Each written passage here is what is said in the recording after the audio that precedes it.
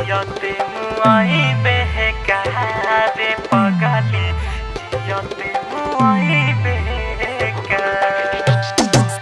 कंचन इब्राहिमपुर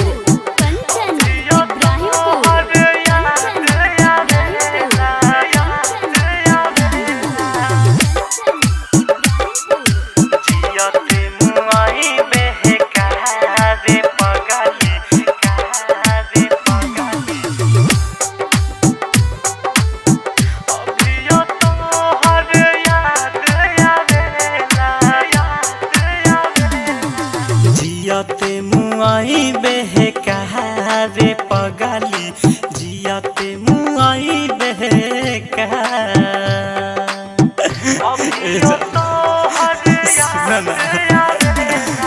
जियते मुआई बेकार पगली जियते मुआई बेकार। अभियो तो हर याद आवेला अभियो तो हर याद आवेला हंस के रुवाई बेकार पगली जियते मुआई बेकार। जियते मुआई बेकार पगली जियते मुआई बेकार। अभियो तो हर याद आवेला अभियो तो हर याद आवेला हंस के रुवाई बेकार पगली जियते मुआई बेकार। जियते मुआई बेकार पगली जियते मुआई बेकार। जियते मुआई बेकार पगली जियते मुआई बेकार। जियते मुआई बेकार पगली जियते मुआई बेकार। अभियो तो हर याद आवेला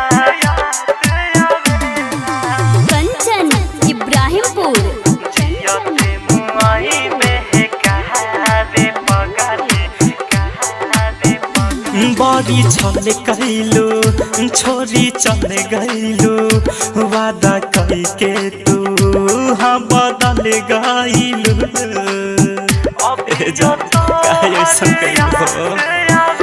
बड़ी छल कैलू छोरी चल गईलू वादा कई के तू हाँ बदल गईलू।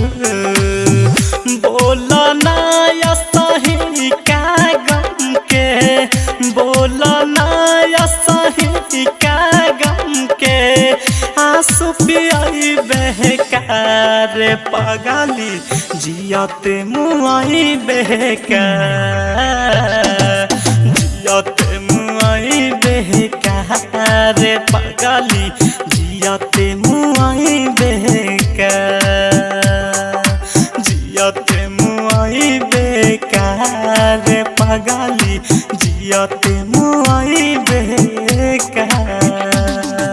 जियते मुआई बेकार पगली जियते मुआई बेकार। अभियो तो हर याद आवेला कंचन इब्राहिमपुर जियते मुआई बेकार पगली सोचले रही जेना कहिलू हो सूरज राजा के संगे गईलू हो। अभियो तो हर याद आवेला सोचले रही जेना कहिलू हो रोशन विकास के ना बतैलू हो। लागे ओम पर कास धीरज के लागे ओम पर कास अजित के जहर खियाई बेकार पगली जियते मुआई बेकार जियते मुआई बेकार पगली जियते मुआई बेकार जियते मुआई बेकार पगली जियते मुआई